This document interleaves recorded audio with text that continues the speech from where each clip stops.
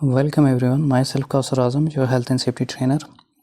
आज का टॉपिक हमारा होगा हीट स्ट्रेस पे और जानने की कोशिश करेंगे कि हीट स्ट्रेस होता क्या है और वर्ल्ड वाइड इससे कितने लोग अफेक्टेड होते हैं वर्क प्लेस पे, इससे होने वाले हेल्थ रिस्क क्या होते हैं और क्या प्रिवेंशन हम वर्क प्लेस पे ले सकते हैं।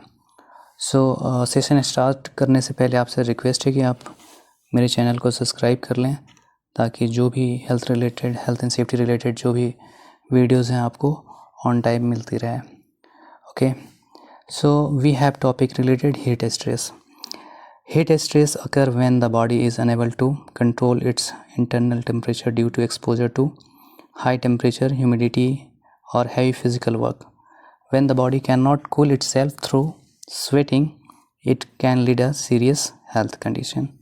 इसके कहने का मतलब क्या होता है कि जब अपनी बॉडी टेम्परेचर को कंट्रोल नहीं कर पाती या ज़्यादा से ज़्यादा गर्मी ह्यूमिडिटी होती है हमें काम करने की वजह से, या बॉडी स्वेटिंग के थ्रू कंट्रोल नहीं कर पाती और फेल हो जाती है कंट्रोल करने में, स्वेटिंग होने में, तो उसके सीरियस हेल्थ इश्यूज़ हमें देखने को मिलते हैं।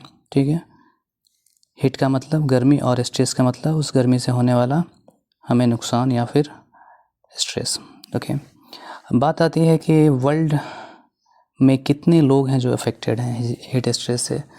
मिडिल ईस्ट आप ले सकते हैं, मिडिल ईस्ट में बहुत ज़्यादा गर्मी पड़ती है। मिडिल ईस्ट हो गया, इंडिया हो गया, पाकिस्तान हो गया, जहाँ पे वर्कर्स काम करते हैं, ये इश्यूज़ देखने को मिलती हैं। According to International Labour Organization 2 billion जो वर्कर हैं, यानी कि हमारे पॉपुलेशन का 70% जो लोग हैं वो हीट स्ट्रेस से एक्सपोज होते हैं। Million of the workers suffer from heat related illness every year, यानी बिलियंस की बात कर रहे हैं, मिलियंस भी बिलियन में सफ़र होते हैं। Heat stress contribute to the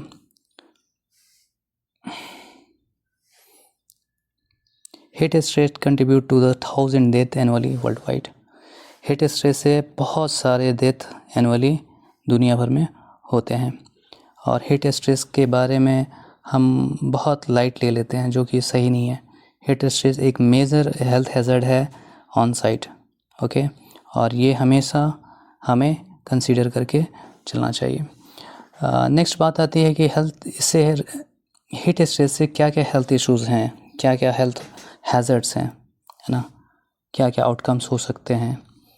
heat rashes हो सकते हैं, स्किन इरिटेशन हो सकता है due to sweat, heat cramps, muscles का क्रैम्प, स्पैम्स आ सकता है, हीट एग्जॉशन जिसमें वीकनेस, डिजीनेस, हेवी स्वेटिंग, आपको ज़्यादा से ज़्यादा पसीने आना होगा, heat stroke, life threatening condition होता है जब बॉडी का टेम्परेचर बहुत ज़्यादा बढ़ जाता है। ठीक है, और ये हीट स्ट्रोक आता है तो ब्रेन से लेके बॉडी के हर पार्ट तक अफेक्ट करता है। Dehydration which is common, fatigue and reduce concentration, increase accident risk.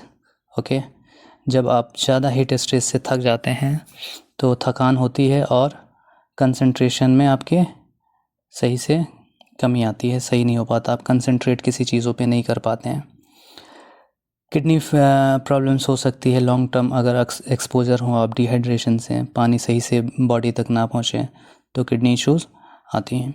Fainting और लॉस ऑफ कंसियस, बेहोश पड़ जाना आपका, है ना, हीट स्ट्रेस की वजह से।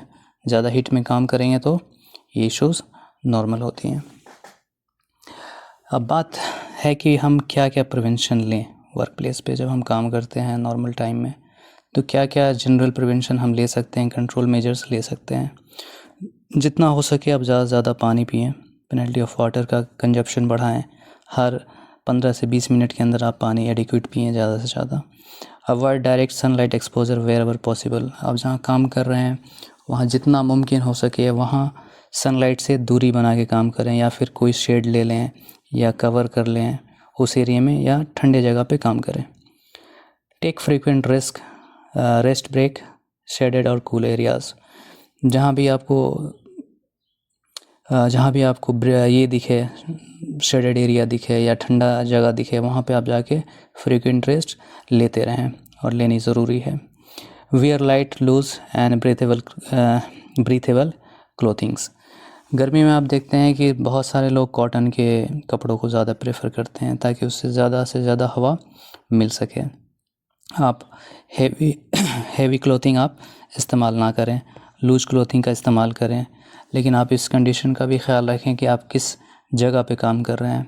अगर आप मशीनरी के साथ काम कर रहे हैं तो आप लूज क्लोथिंग इस्तेमाल नहीं कर सकते हैं, उसके जगह पे सब्स्टिट्यूट के तौर पे लाइट क्लोथिंग का इस्तेमाल कर सकते हैं। ठीक है। Use appropriate personal protective equipment, ये बहुत ज़रूरी है। सनलाइट में अगर जब काम कर रहे हैं तो फुल कवर पीपीई पहने, है ना, ये बहुत ज़्यादा प्रोटेक्ट करता है। पीपीई के बगैर काम करना अलाउ ही नहीं है, तो ज़रूरी है कि आप पीपीई का सिलेक्शन करें और अच्छे पीपीज़ का सिलेक्शन करके उसको हमेशा पहन दें। Follow work restrict cycle based on the temperature, आपके साइट पे कितने बजे से कितने बजे तक ड्यूटी है उस चीज़ का ख्याल करें। एग्ज़ाम्पल ले लें हम, मिडिल ईस्ट में 12 बजे से लेके और 3:30 तक ब्रेक्स रहता है गर्मी के दिनों में। ठीक है, तो उन चीज़ों का आप फॉलो करें। ठीक है, कि क्या साइकिल है आपका। नेक्स्ट आती है provide shaded area and rest area at site, यानी रेस्ट शेल्टर आप प्रोवाइड कर सकते हैं वर्कर्स के लिए। ठीक है, रेस्ट शेल्टर हो गया, ब्रेक्स रूम हो गया, है ना, ब्रेक्स रूम हो गया, इन चीज़ों का प्रोविज़न आप कर सकते हैं। Use cooling method like fan, ventilation and cooling vest. Cooling vest तो यहाँ नहीं मिलता, लेकिन ये बहुत सारी कंपनियां जो हैं वो प्रोवाइड करती हैं। ये काफ़ी ज़्यादा एक्सपेंसिव होता है, लेकिन ये भी मिल रही हैं। वेंटिलेशन, आप जहाँ काम करें वहाँ वेंटिलेशन का ख्याल रखें और पॉसिबल हो तो वहाँ आप फ़ैन का अरेंजमेंट ज़रूर करें। Acclimatize new worker gradually to the hot condition. Okay, monitor workers for early sign of the heat. किसी को भी अगर दिखता है कि उसको हीट स्ट्रेस है या फिर उसको रेशेस हो रहे हैं, क्रैम्प हो रहा है या एक्सॉशन है, थका हुआ है, डिजीनेस हो रही है उसको, या हाई स्वेटिंग हो रहा, या डिहाइड्रेट है, फैटिग है, या उसको कोई भी प्रॉब्लम आ रही है या फिर बेहोश हो जा रहा, तो आप उस चीज़ को ज़रूर रिपोर्ट करें और मॉनिटर करते रहें। अगर किसी को अर्ली साइन है तो उसको रिपोर्ट करें और उसको मेडिकल सर्विलेंस के लिए भेजें, मेडिकल ट्रीटमेंट के लिए। Conduct regular tool box talk on heat safety, ये प्रायोरिटी है कि हमारे ग्रुप ऑफ वर्कर्स अगर 100 हैं तो उसको टूल बॉक्स टॉक प्रोवाइड करनी चाहिए ताकि वो सही से अपनी सेफ्टी कर सकें और प्रिवेंशन ले सकें।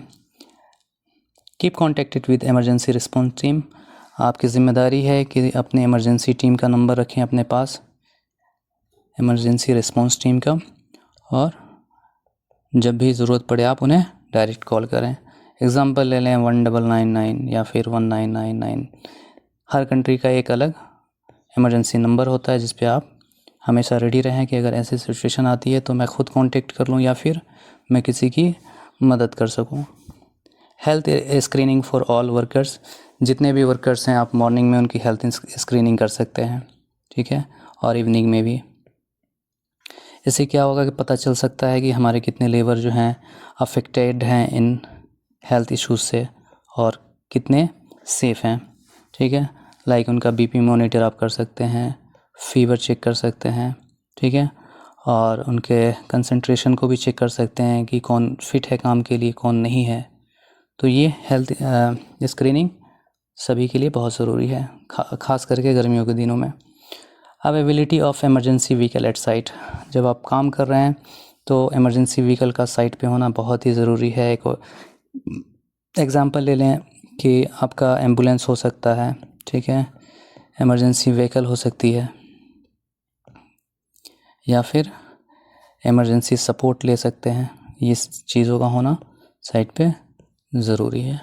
ठीक है, हीट स्ट्रेस काफ़ी लाइफ थ्रेटनिंग पॉइंट है, हैज़र्ड है हमारे वर्क प्लेस पे, जिसको हम इग्नोर नहीं कर सकते हैं। अगर उसकी सिंगल पॉइंट भी हम ऑब्ज़र्व करते हैं तो हमारी प्रायोरिटी बनती है कि उसका हम सॉल्यूशन दें और इमीडिएट हेल्थ सर्विलेंस कराएं या मेडिकल सपोर्ट दें। ठीक है, अभी के लिए इतना ही, फिर मिलते हैं नेक्स्ट सेशन में। Thank you.